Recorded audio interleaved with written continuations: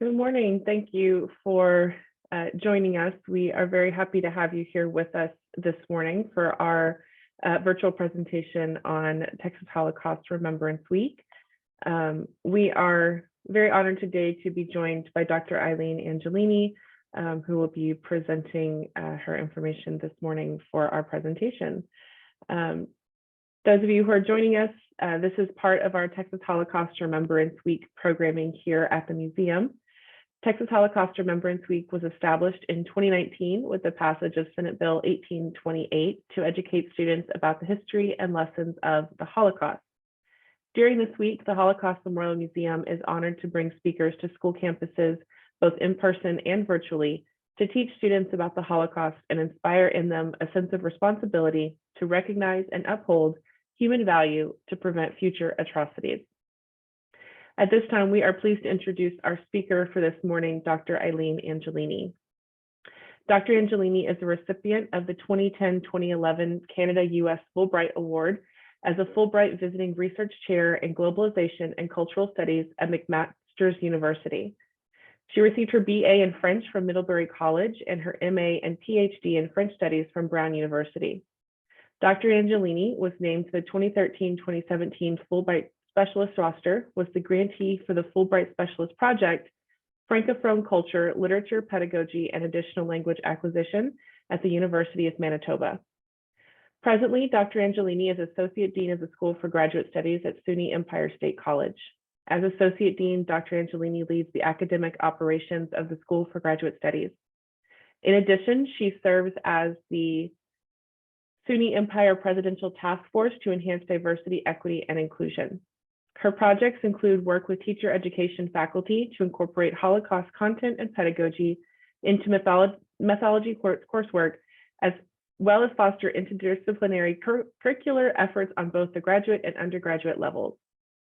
In support of these projects, Dr. Angelini has been named a 2020-2022 United States Holocaust Memorial Museum's Holocaust Institute for Teacher Educators Professor, and was invited to participate in the 2020-22 Tolley for Holocaust Studies and Human Rights Summer Seminar. Dr. Angelini's work with Holocaust survivors and documenting the events of World War II occupation of France was recognized by the French government in August 2011 with the award of Knight in the Order of Academic Palms. This award was created by Napoleon Bonaparte in March 1808 as a reward for devotion and accomplishment in the realm of teaching. So at this time, I would like to welcome Dr. Angelini for joining us this morning. Good morning, everyone. Thank you for having me. And it's a true honor for me to be invited back. I was able to present last year and had such a positive experience interacting with all the students and teachers in the San Antonio area. Also, I want to thank you for being here because of all the work that I've done with survivors. You're allowing me to maintain my promise to those who shared their stories with me, because I promised them that they would not be forgotten, and that by sharing their stories with future generations, continue to keep the memory alive, but also to prevent future atrocities. So thank you for being here. So if you would like, I can start with my presentation by sharing my screen. Absolutely. And while Dr. Angelini is doing that, I do want to let our participants know that we do have the Q&A open. So if you have questions during the presentation, you can ask a question in that box. And at the end, we will go through those questions. Thank you. Can everyone see my screen? Perfect. Okay. So as you can well imagine, I'm very passionate about this topic. So I'm going to do my very best not to talk too quickly. And also, please make note of your questions because I will be happy to answer them at the end. So focus on France. Why France? Normally, when people think about the Holocaust, they think about Germany and concentration camps. France had a very, very unique role. And I'm going to begin with that unique role by outlining 4 specific things that France and only France can claim. So 1, they were defeated by the Germans. 2, occupied by the Germans. 3, collaborated with the Germans, and 4, declared victory over the Germans. So I'm going to say this again. 1, defeated by the Germans. 2, occupied by the Germans. 3, collaborated with the Germans. And 4, declared victory over the Germans. Why is this unique? It's unique because most countries will claim 3 of the 4 or 2 of the 4. But France was very divided because of the fact that it's collaborated with the Germans, but at the same time, other people in France, other members of the French government were allies with the United States, the United Kingdom, and the former Soviet Union. So this complicates the narrative for France because you have those people that were collaborating pro-Nazi, that were denouncing Jews, turning them over to the Germans, versus those that were upstanders in helping to rescue the Jews. So what you see in front of you is, I was very honored to be asked to contribute to a chapter of an open education resource that is going to be premiering tonight, edited by Suki John and Michael Pogar, and Penn State is the publisher. So in a week's time, Jessica will be able to share this link with any interested teachers. And if we have time at the end, I can show you the other chapters in this open education resource and not just the 2 chapters that I contributed. This chapter, as you can see, I have a chronology of events in France during World War II from 1939 to 1949. What's nifty about it is it's interactive. So it's streamlined, and it has the dates above. So you see about the German invasion of Poland, and then Great Britain and France declare war on Germany. And then we get to 1940. And what I included in this chronology was what was happening in the United States, as well as what was happening in France or in Europe. So in January 3rd, Franklin Delano Roosevelt called for an increased production of planes. We were not involved in the war at this point, but we were, much like what's happening in Ukraine, we are assisting those that are being attacked in other ways. Okay, so when you work with this timeline, you can see how things slowly start to evolve. Okay, and I want to get to an important date in July 1942, where it is called the Val d'Hiver Roundup. Val d'Hiver stands for Velodrome d'Hiver, a winter cycling stadium. What has happened at this point, it was July 16th and 17th, 1942. And up until this point, France was deporting. I heard some background noise there, sorry. France, up until July 1942, had only been deporting, or mostly been deporting, foreign-born male Jews. The prime minister, by the name of Pierre Laval, and his secretary of the National Police, René Bousquet, worked together to create the Val d'Hiver Roundup, to organize it, because Pierre Laval was heavily anti-Semitic, and he wanted to prove to Hitler that he could round up 25,000 Jews in one day. What happened in this roundup was the people had already been, because of May, having to wear the yellow star in France, as well as to go to their local city hall and register as a Jew and having a Jewish stamp put on their national identity card. They had all these records, so they knew where the Jews lived, they knew how many of them there were and how they could round them up. And that's why the prime minister said, I'm going to be able to round up 25,000 Jews. However, there were upstanders. There were members of the French resistance that were, the word was getting out, there's going to be this roundup. And it was scheduled originally for July 14th. July 14th is the French national holiday, Bastille Day, in recognition of the French Revolution. So Pierre Laval says, we're not doing it our national holiday. So some of the survivors that I have spoken with said, we went out into hiding on July 12th.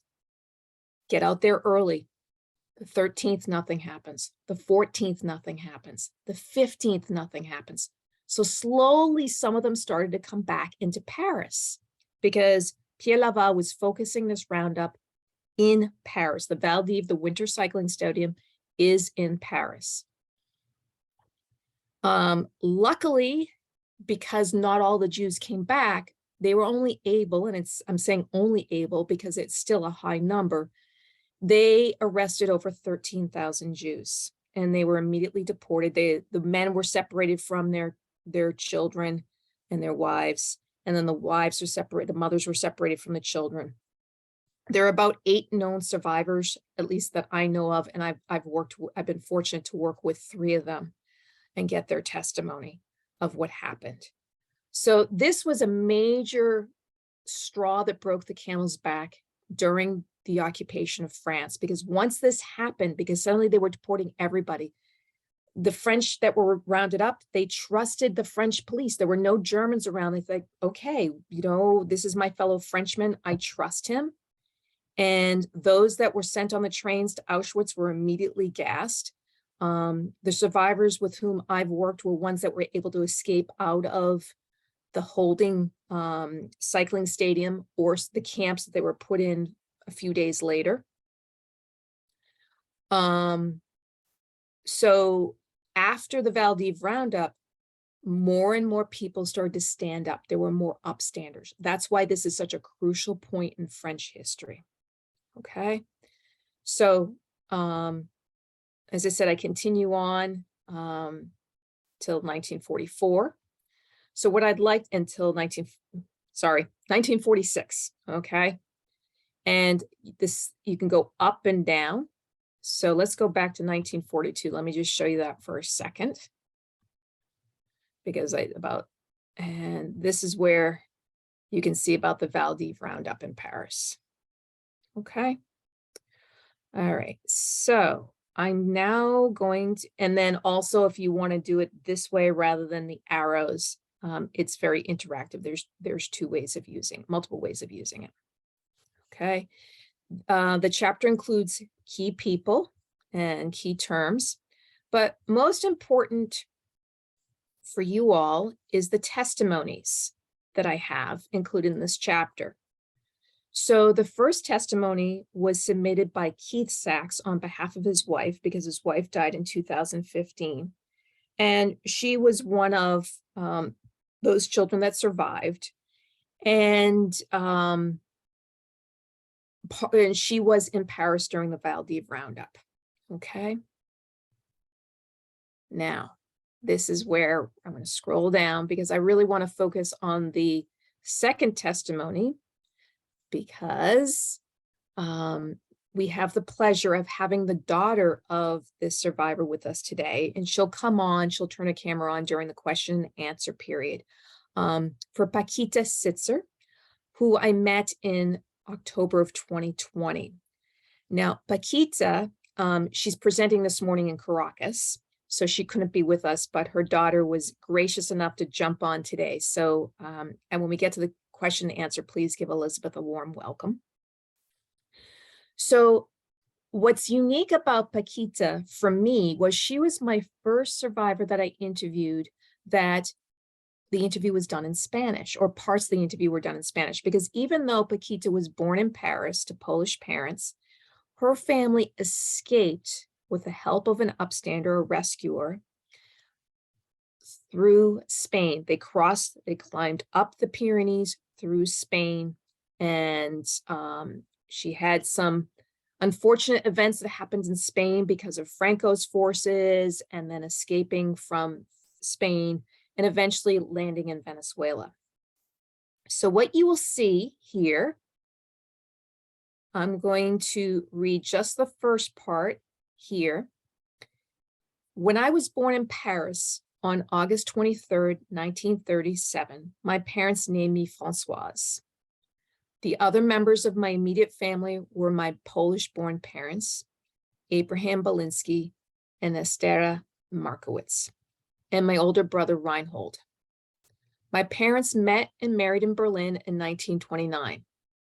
My brother Reinhold was born in Berlin in 1932. I am honored to share my family's story of escaping Europe during the Holocaust. Being a child, I was a silent participant. The following sections have been divided by time and place. To add clarity, there were sections on what I was told, what I remembered happened, and what I wish I'd asked when my parents and brother were still alive. So what I find extremely special about Paquita's testimony is that she very clearly identifies what she was told, what she remembers, and what I wish I had asked. So I'd like to look a little bit more carefully at one section of what I had remembered and what I wished to ask. And then I'm going to move on to explaining some of the photos that Paquita and her daughter Elizabeth shared with me. So what I remember, my only memory of Paris was hearing sirens and running to a shelter in the basement. It was all dark and a baby was crying. Someone lit a candle. I have no other direct memories of the first years of my life or the stressful situations my parents and brother experienced.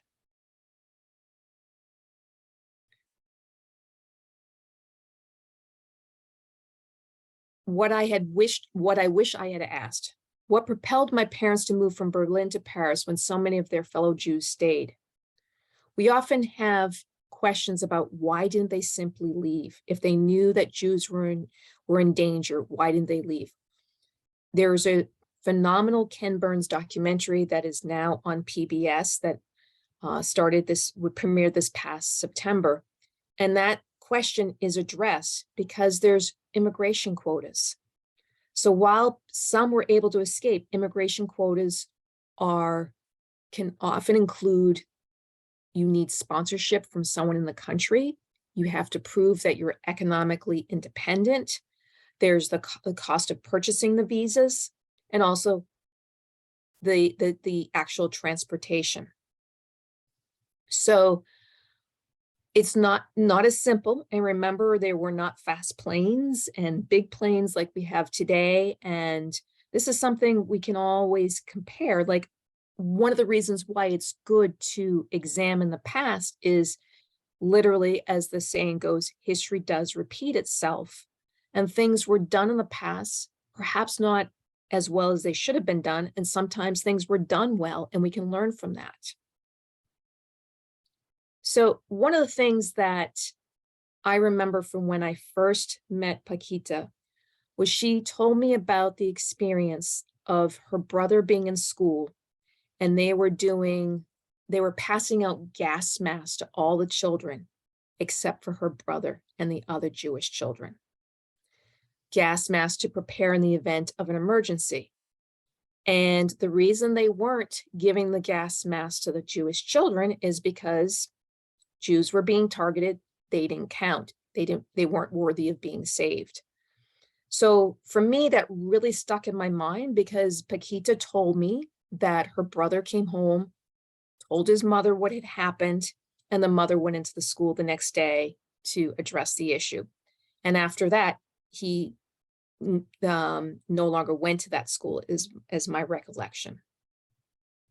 So we're going through the different times, as once again, what she remembers, what she was told. But let's get to the point where this is a map showing the different routes that were used to escape from France into Spain. Important to remember is that France, until the Valdiv Roundup in July 1942, was principally divided into the occupied zone in the north and the western coast, and then southern France. The French government, the collaborative government under Maréchal Pétain, who was a World War I hero from the Battle of Verdun, who was in his 80s and was put in place by Hitler. He was basically a puppet leader, looked upon by the country as like, we can trust Pétain. He saved us in World War I. He had a very grandfatherly image. And with that grandfatherly image, he said, I will give my heart and soul to protect France. It is a good thing for us to capitulate. It's best for France. I'm summarizing briefly. There's a lot more details, but it is important to know that Pétain was in Vichy, France. That was the free zone. So what needed to happen before for anyone trying to escape France, they had to cross that demarcation line between the occupied zone and what was known as the free zone. And there were a lot of what was called a passeur. The word is spelled P-A-S-S-E-U-R, which is someone that would help you escape. It's literally someone that would help you pass from one point or move from one point to the other. So you would have to get someone that could help you cross the demarcation line. Then you're in the free zone. You still are significantly far away from the Pyrenees Mountains. So if you can see, and once again, once this becomes live, I will share it with all the teachers, but you have France here, and you see all the different possible routes that people could take. The smaller one perhaps is a little bit better. This is where Madrid is, but once you got to the south of France, then you had to cross the Pyrenees Mountains on foot. And that is not an easy task. So I'm going to go to here so you can see the picture. This is Victor Mesblesomp. He is the upstander, the rescuer that helped Paquita and her family escape from France. So as you can see, this is not an easy walk. These are very rugged mountains that people had to cross on foot. If a rescuer was caught helping a Jew, oftentimes they were shot on the spot. In Victor's case, he was deported to a camp that he did not survive.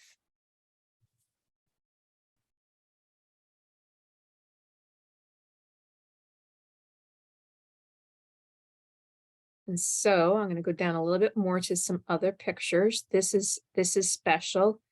I'm going to read the description here so I don't rely solely on my memory. A Women's Association in August 2012 of Les hosted Paquita, where she spoke about her experiences in 1942. I know this is very important to Paquita to be able to thank those that helped her. And so the next photo, you can see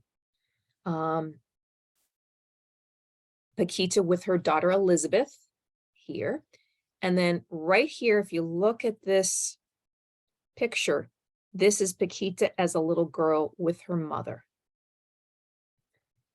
And this is when Paquita spoke about, she's age 78, this is 2015, with her daughter Elizabeth, talking about the experience of crossing the Pyrenees. Okay. And then this is another nice photo that Paquita shared with me.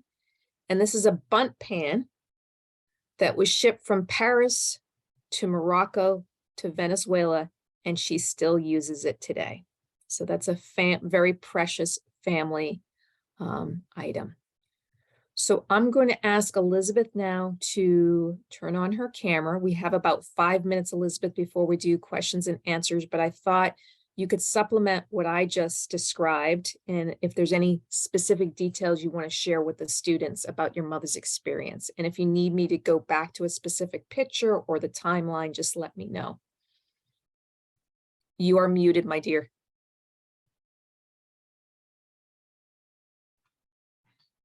Good morning. Thank you all for being here and for taking the time to learn about an important part of the history of the world. And I apologize for my mother. She's not here because this morning she is in Venezuela where she lives, and she's actually speaking to a group of children at a school in Venezuela in honor of Holocaust Memorial Day, which is this week. The one thing, the experiences of my mother are the experiences of a child. So while she does have an amazing memory, but I think what haunts her are the questions, like, you know, what we don't know. So we try to piece things together. And when she was a child and when she was growing up, and even when I was growing up, people didn't speak about the Holocaust because a lot of people wanted to forget. So, and I use this as an invitation because many of you may have parents that also emigrated to the United States, or grandparents that came to the United States and had a challenging situation. So I urge you to ask your family questions about their background. My mother's recollections is she had it sounds strange, but she feels that she had a good childhood. Her parents shielded her as much as possible from the difficult situations that were happening. And she's very grateful for the opportunity to have escaped. And she's aware of the fact that she had nothing to do with it. She was a 5-year-old child that was basically doing whatever she was supposed to do. But some of the memories she shared with us, for example, after they left Paris and were in the south of France, the government was giving people ration cards. It was wartime, so you couldn't go to a supermarket necessarily to buy things. You had ration cards that would allow you to get the food you needed. And they were in an area where there were a lot of farmers. So my grandfather would exchange the ration cards. Since this is France, they also got ration cards for wine and cigarettes. So he would exchange the ration cards for wine and cigarettes for milk, eggs, and other things. He would barter for those cards. So in general, the message I think my mother would like to share is that we are here. You know, there are many people that are here thanks to the kindness of others who helped along the way. And in the case of Victor Mesplisson, who was the person in the resistance that helped plan their escape from France to Spain, he paid with his life because eventually somebody did tell the police this person is a member of the resistance and he helps Jewish people. So it is a miracle for us to be here, and for her, as Eileen said, as Dr. Angelini said, it was important to go back to Spain to be able to be in the area where this happened, to see the mountains, and it's just a miraculous thing. And in Spain, because of because there was Franco was in power there, a lot of the people who helped Jewish people or others escape are anonymous. Many people helped, and even their family members don't know who they helped. So if anyone has any questions that they'd like to ask, or if anyone, you know, I'm happy to answer that. And again, thank you so much for coming and participating in this event. Elizabeth, I have one thing that I was going to say, but I would like you to address. Why was it so important for your mother that you were born in the US and be a US citizen, even though she still currently lives in Venezuela and that's where her family had stayed? Thank you. So my mother knew from a very, I'm sorry, it's very emotional. Take your time. Take your time. She knew from an early age that having the right papers, that having the right visas, that being able to have the right documents was not to go on vacation. It was a life-saving. So for her, when she had a child, when I was born, she knew that a US passport was like a golden ticket. So even though she was living in Argentina, my father was from, after the war, went to Argentina. So even though she was living in Argentina, she convinced my father that her firstborn, that I should be born in the United States. And when I was born, they didn't have jets. So it was like a propeller plane. People thought she was crazy, but they flew to New York and I was born here. I have a brother who's about 18 months younger than I am, and he was not born here. So and at that time, I think the Vietnam War was starting. They were recruiting people for the, to go to war, and it was more complicated. But for her, just having the right documents is something that is very important. Thank you. Mhm. Thank you so much. We still have 5 more minutes before we do the formal Q&A, but Jessica, if you want to get started with that, because with having Elizabeth here with me, we can go with that, or I can add things, but just let me know how you would like to proceed. So we did have a question, if either of you would like to answer it, which, by the way, Elizabeth, thank you so much for joining us this morning. We are very appreciative and happy to have you here. Thank you. So the question is this: if you can maybe give us a little more information about the people that helped the people escape, the people that helped people escape, and in particular that helped your mother to escape.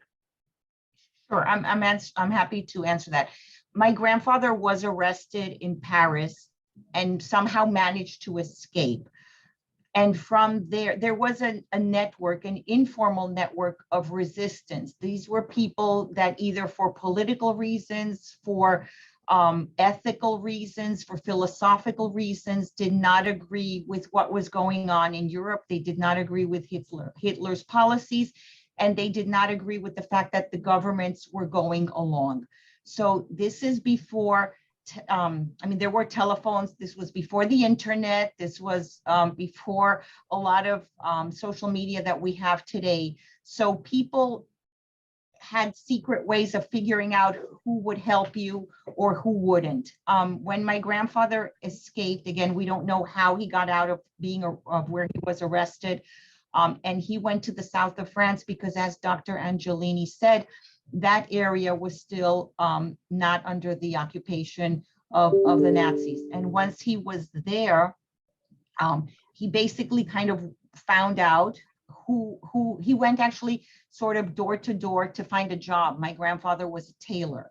And Victor Mesplessom, who's the gentleman in this picture on the left, he owned a small factory, a clothing factory. So he said to my grandfather that he would employ him, and also told my grandfather that he would help him get his family, his wife, my grandmother, and his 2 children, my mother and my uncle, out of Paris where they were.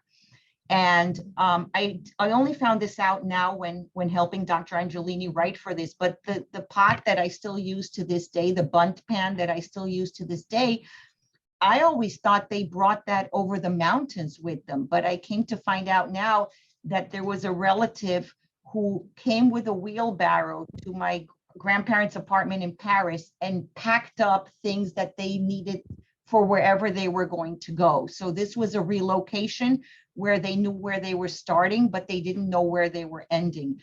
And that person shipped these items to my grandmother's brothers, who had been members of the French Foreign Legion. So they moved to Morocco. So these items were shipped to Morocco, and we never knew when, the family didn't know when they were going to get them back.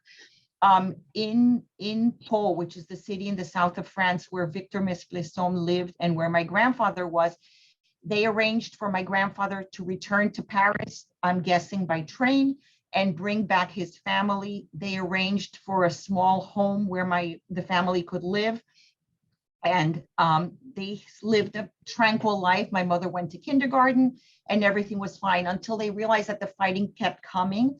So that's when, again, they found the passeurs, the people that smuggle you across the mountains. And this is what happened in October of 1942. Elizabeth, thank you for saying us to smuggled, because I was struggling with what passa, the word in English, because my brain was more in French. So a passa is a smuggler. So Yes. thank you. Mhm.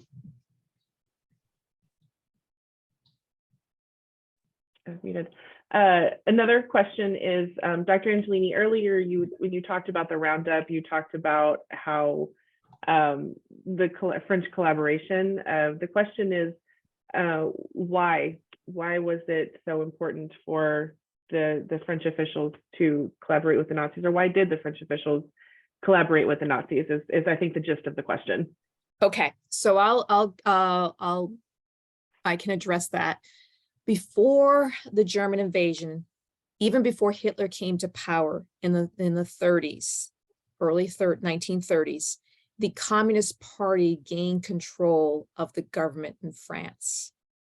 So some of the things that happened were the Communist Party, France normally, historically, traditionally is a Catholic country. So there was prayer in the schools. Well, the Communist Party said, you know, we don't have just Catholics in this country. So it removed that restriction of having Catholic prayers in public schools. So that was a giant shift to have the Communist Party in control. So the ousted party, which was the far right, when Hitler came in, they were more than delighted to collaborate so they could regain control of the French government. So that's a very short, concise way of explaining it. What's important to remember is that Pierre Laval, who was the prime minister, was a party hopper. He actually started out on the left and then moves slowly to the right to gain, stay in power. But his entire life, he was heavily anti-Semitic. The other thing that started to happen was the French Catholic Church was starting to say, hey, wait a minute, you're starting to deport Jews. And Pierre Laval, basically with René Bousquet, said, keep quiet or we're going to take away your tax privileges. So the Catholic Church was quiet for a while. And then after Valdiv, that literally was the straw that broke the camel's back. And people started like, wait a minute, what's going on here? And Pétain, after 2 years, people were starting to get suspicious and feeling, because your average French citizen was feeling the restrictions of ration cards and seeing the Germans, because Germany could not have survived the war as long as they did without the French farming system and the French industrial system, that all that was being sent in to help the German war machine. And the French started to feel that as well.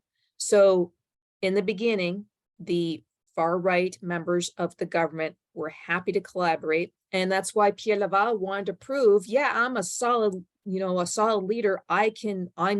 This is my role, and we're going to get rid of all the Jews, and I'm going to be better than Hitler. So thank you for that question. And then we did have a question for Elizabeth. You mentioned learning about the history of the pan that you use in this process.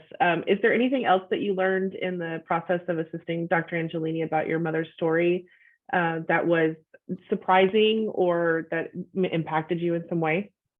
So obviously hearing the story as a child, and I'm thinking of they're going over the mountains, the image in my mind was, the last scene in the movie The Sound of Music, where they escape Austria and you just see the mountains, but you don't see really the struggles of going over the mountains. You don't feel the fear of, will I be going over or not? My mom is 85 and she walks with a cane now, but she is a fast walker. And she always tells me that she was always a fast walker because she was told, we need to walk fast, the Nazis are coming behind us. And that, as a child, that's a memory that stays with her. My mother also is a person who has been instrumental in helping other people, helping any way you can, because very grateful to the fact that they were helped. and in our case, because we were Jewish people, we were persecuted because we were Jewish people. But in the world, many ethnicities are persecuted. Minorities are persecuted. People who feel that they are in the majority or in the right. There are always people that are persecuted. And if there's a message, my mom is not here, but if there would be a message, it would be that, who we are or what we are is an accident of birth. You're born into a certain place. You're born into some things that you have no control over. And it saddens her very much that to this day, we're now in 2023, that there are still people that are being targeted for their race, their religion, ethnicity, or other things, which is just sad that human beings cannot be more evolved and let everyone kind of be. So, thank you.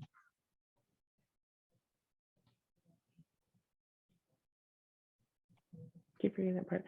We're almost out of time, but I do have a couple more questions. So this is part of our Texas Holocaust Remembrance Week programming, in which we bring education and stories to students here in Texas. And I just wanted to ask with both of you, why is it important that we share these stories and we teach about the Holocaust to students today?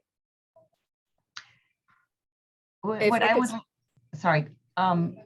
would just like to say, because this is not something that happened in a history book. I mean, I am alive today because somebody helped my grandparents get out of Europe.